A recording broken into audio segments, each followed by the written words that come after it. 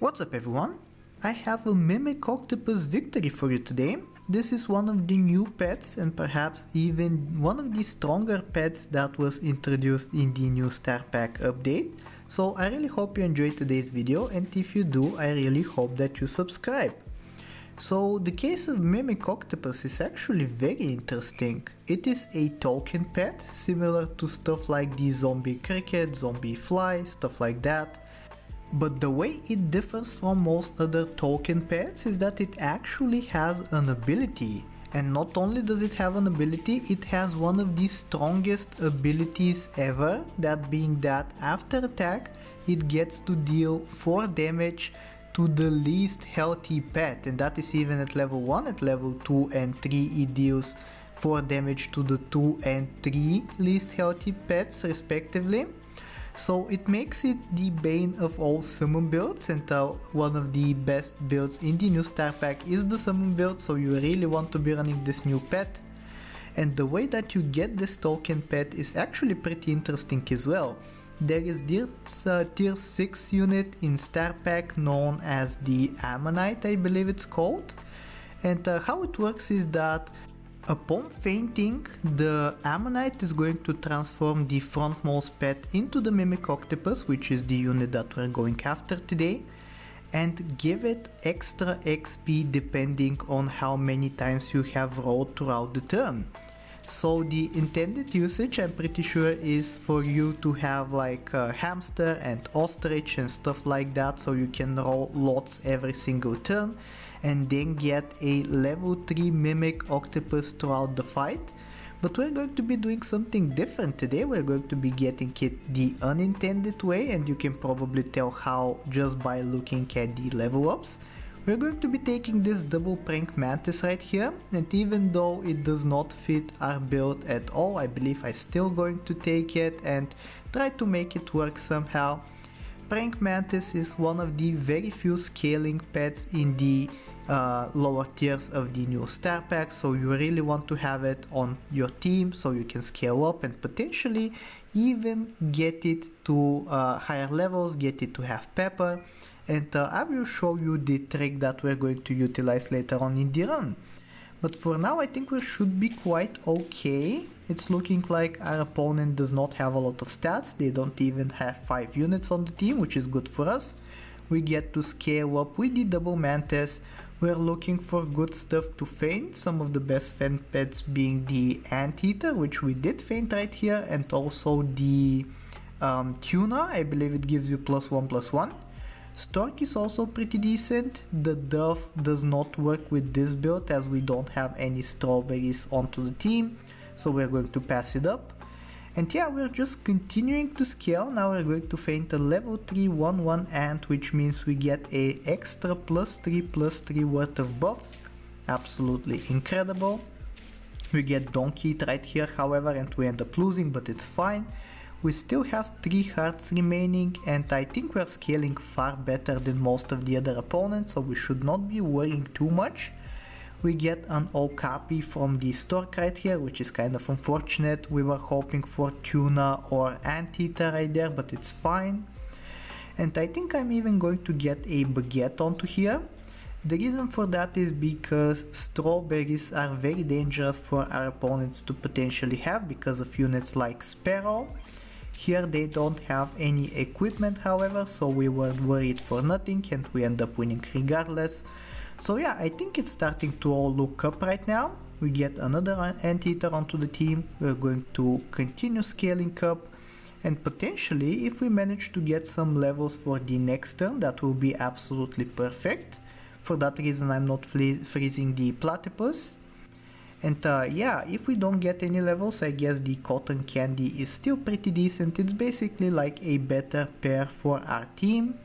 So we're going to take that onto the mantis potentially, yup.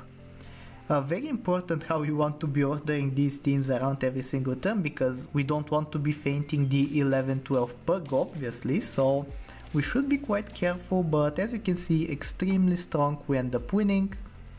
And now we're on to tier 5 pets. So now the blobfish also becomes available. That is another method of us gaining some stats and even XP, which is good.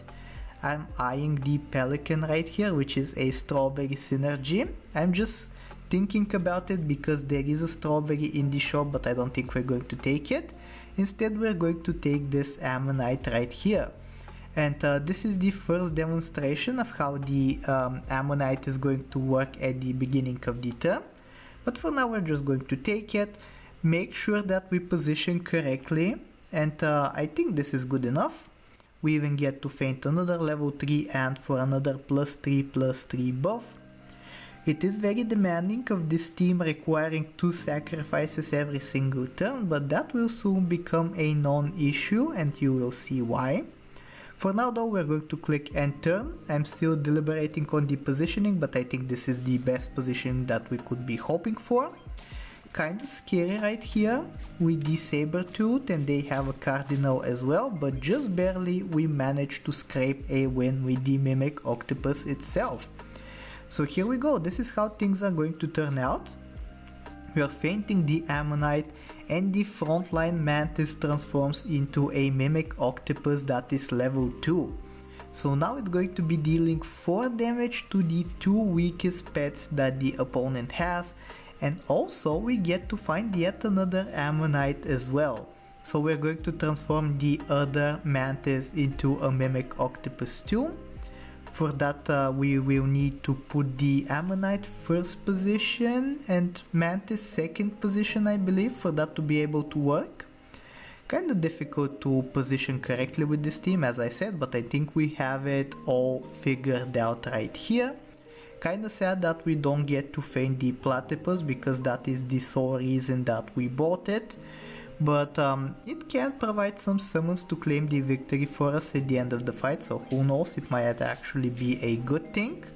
Here we transform a Mimic Octopus into another Mimic Octopus, kind of a funny interaction right there. But you can see the ability is super strong, it helps us clear up the opponent, and we get another Mimic Octo onto the team. So now we sell the Platypus, get all of these cell pads going. It's gold neutral, we bought it for 3 gold and it eventually sold for 3 gold as well. And now we get double Shoebill onto the team, so we can start spamming strawberries and the Shoebills will take away the strawberries in exchange for some stats. We obviously want to be buffing the Mimic Octopi, but also having the Pug buffed up is not a bad thing, I don't think. Here we're going to be winning quite easily, and you can see how destructive this team is against summons. They had 2 Spinosauruses and we managed to take both of them out, which is good. We get a Pepper right here onto the Pug maybe? I guess not, I guess I'm looking for more strawberries, because if we want to continue scaling up with the Shoebills, we need to find 2 strawberries every single turn. But no longer is that the case because we get to level up, and now we have a single level 2 Shoebill giving us +8/+8. In case you don't know how the new Shoebill works, by the way, it takes away the strawberry and it gives +4/+4 at level 1. At level 2 it gives +8/+8 however, so that is an incredibly big buff, and we're going to utilize that onto that Mimic Octopus right there. And we can also combine it with the Real Velociraptor. Real Velociraptor's ability being that it restores the perk once it is taken away, so it has excellent synergy with the Shoebill in particular. Here we end up facing a summon team, so it looks kinda scary, right? But we managed to pop the Pepper, we managed to dispose of the summons, and it ends up being an easy victory at the end without even the second Mimic Octo needing to do anything. And speaking of Mimic Octo, the one at the front is approaching 50/50 pretty soon, so we'll be very happy about that. Cotton Candy here I think is sadly useless, we can only use it onto the Real Velociraptor, which we don't really want to buff, we would rather buff the Mimic Octo. But because it's a token pet, it's considered to be tier 1, so Cotton Candy is going to be ineffective.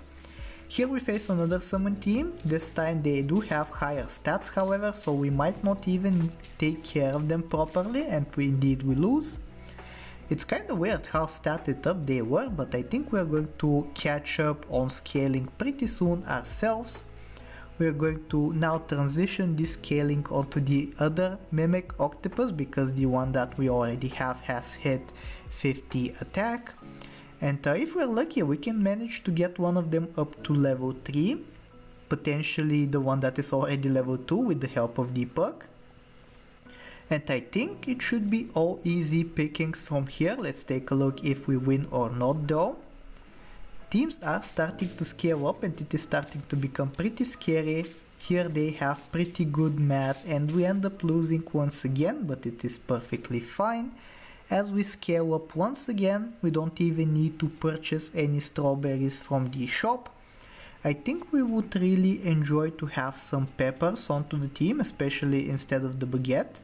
Here I do find the pepper, so I'm going to take it. I guess I am going for the win right here because we are on 9 trophies, and I believe this is going to be the final round. I am thinking about an ibex because that is synergistic with the Mimic Octo, but ultimately there is no need for even that. So I really hope you enjoyed today's build, and if you did, I really hope that you like, sub, do all of the generic stuff, and I will talk to you next time. Take care!